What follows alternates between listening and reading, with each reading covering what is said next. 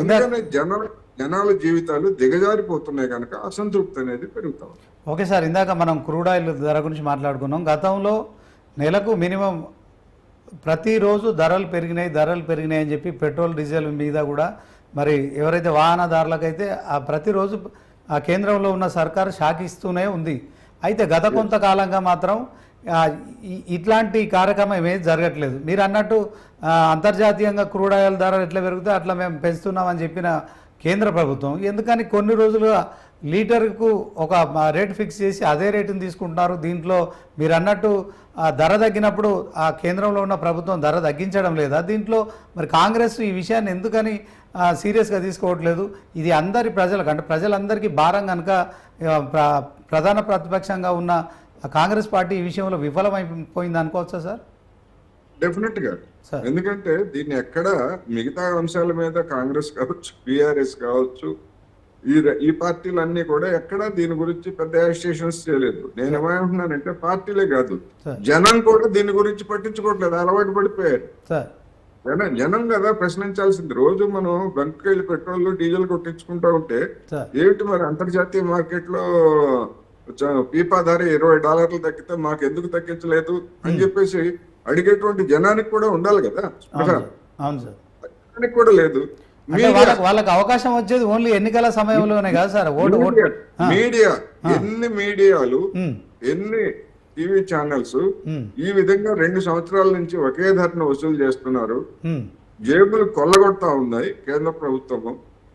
ఎందుకని ఇట్లా చేస్తున్నారు అనేటువంటి ఒక్క మీడియా అయినా, ఒక్క మీడియా ఛానల్ అయినా కానీ మరి దీని మీద చర్చలు పెట్టిందా ఇంతవరకు? ఎందుకని పెట్టలేదు అంటే మీడియాకి పట్టలేదు, పార్టీలకి పట్టలేదు, భారాన్ని అనుభవించేటువంటి జనానికి కూడా పట్టలేదు. అందుకని ఏం చేస్తారో చూద్దాం. మళ్ళీ శ్రీలంక పరిస్థితి లేదా బంగ్లాదేశ్ లాంటి పరిస్థితి వచ్చినప్పుడు అప్పుడు చూసుకోవచ్చులే అన్నట్టుగా వీళ్ళు ఇష్టారాజ్యంగా. ఈ రోజు బండి సంజయ్ కూడా అదే కామెంట్ చేశారు సార్, శ్రీలంక పరిస్థితులు తెలంగాణలో వస్తాయని కూడా ఆయన చెప్పాడు. ఆయన కామెంట్ చేయడం అయితే మరి కొంత మేము ఇప్పుడు మనం మాట్లాడుకున్న దానికైతే అది మరి మ్యాచ్ కావట్లేదు. ఎందుకంటే బాధ్యత తీసుకోవాల్సిన వాళ్ళే బాధ్యత రహితంగా ఉండడం కావచ్చు. ప్రధాన ప్రతిపక్షమైన కాంగ్రెస్ ఈ విషయంలో మరి కేవలం విమర్శలు అంటే ప్రజలకు అవసరమైనవి కాకుండా కేవలం రాజకీయాలకు మాత్రమే ప్రాతినిధ్యం ఇవ్వడం కావచ్చు. ప్రజలకు జేబులకు చిల్లులు పెడుతున్న కేంద్ర ప్రభుత్వం మీద మరి పూర్తి స్థాయిలో ఒక కార్యాచరణ చేయకపోవడం అనేది కాంగ్రెస్ వైఫల్యంగా మనం చూడొచ్చు అంటారు. డెఫినెట్ గా ఒక కాంగ్రెసే కాదు, ప్రాంతీయ పార్టీలుగా ఉన్నటువంటి బీఆర్ఎస్ కావచ్చు, ఆమ్ ఆద్మీ కావచ్చు, ఇటువంటి పార్టీలన్నీ కూడా పట్టించుకోవట్లేదు. వామపక్షాలు గతంలో వామపక్షాలు పిలుపులు ఇస్తే వాహనాల్లో వెళ్ళేటువంటి వీళ్ళకి ఏం పని పాటలు ఏమీ లేవు, ఇట్లాంటి పిలుపులు ఇస్తారు, మా పనులు జడగొడుతున్నారు, ధర్నాలు అంటారు అంటే చెప్పేసి విసిగించుకున్నటువంటి వాళ్ళు ఉన్నారు. మరి నేను అందుకే చెప్తాను, జనం పట్టించుకోవాలి. అల్టిమేట్ గా రోజు మన జేబుల్లో గొల్లయ్యేది మన జేబులు తప్ప పార్టీల జేబులు కాదు కదా. జనం పట్టించుకోవాలి. జనం ఎందుకు అడగట్లేదు, మీడియా ఎందుకు నిలదీయట్లేదు, ఇవన్నీ ప్రశ్నలు. ఓకే సార్, అంటే మన దేశానికి స్వాతంత్రం వచ్చి 78 ఏళ్ళు అయిపోయింది సార్. 50 సంవత్సరాలు కాంగ్రెస్ అధికారంలో ఉంది. సో దీంట్లో కాంగ్రెస్ వైఫల్యమే దేశం వెనుకబడడానికి కారణం అని చెప్పి బీజేపీ మరి ప్రతి ఎన్నికల్లో ప్రచారం చేస్తూ అధికారంలోకి వచ్చింది. ఇక ఇప్పుడు 11 సంవత్సరాలుగా కూడా కేంద్రంలో బీజేపీ ఉంది. అయితే ప్రజలు ఆశించిన విధంగా అక్కడ దేశంలో కావచ్చు, ఇక్కడ రాష్ట్రంలో ఏమైనా మార్పులు ఏమైనా కనిపించినాయా sir?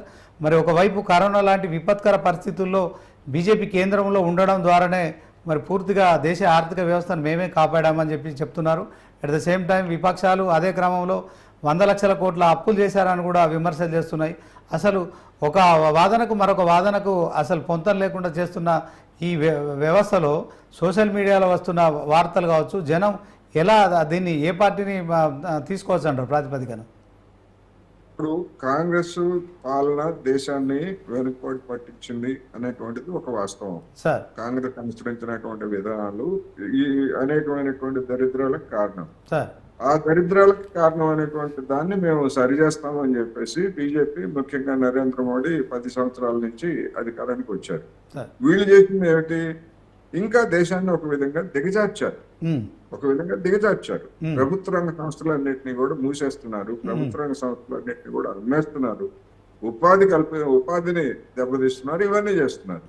At the same time 10 సంవత్సరాల క్రితం కేంద్ర ప్రభుత్వం అప్పు 55 లక్షల కోట్లు అయితే అవును సార్. మరి ఈ 10 సంవత్సరాల్లో నరేంద్ర మోడీ గారు చేసినటువంటి అప్పు 182 దాదాపు 185 లక్షల కోట్లు పెరిగింది. ఉమ్, గడిచినటువంటి 70 సంవత్సరాల్లో లేదా 68 సంవత్సరాల్లో 55 లక్షల కోట్లు అప్పు పెరిగిపోతే మరి ఈ 10 సంవత్సరాల్లో ఆ 55 లక్షల అప్పు 180 లక్షల కోట్లకు పెరిగింది. మరి ఏమి చేశారు ఆ సొమ్ముతోటి?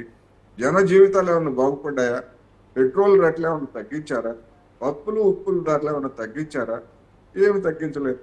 ఇందాక నుంచి మనం చెప్పుకున్నటువంటి మరి 2022 ఏప్రిల్ 6 నుంచి ఉమ్, ఇంతవరకు అంతర్జాతీయ మార్కెట్లో ధరలు తగ్గితే ఉమ్, పెట్రోల్ ధరలు డీజిల్ ధరలు ఎందుకు తగ్గించలేదు అంటే ఎవరైనా నోరు విప్పుతున్నారా? మన్ కీ బాత్ అంటారు నరేంద్ర మోడీ గారు. ఆ మన్ కీ బాత్ లో ఎప్పుడైనా చెప్పారా ఉమ్, ఫలానా కారణంతో మేము పెట్రోల్ ధరలు తగ్గించడం లేదు, లేదా మేము ప్రకటించినటువంటి విధానాన్ని మేము ఎందుకు నిలిపేశామని ఎప్పుడన్నా ఎవరైనా చెప్పారా?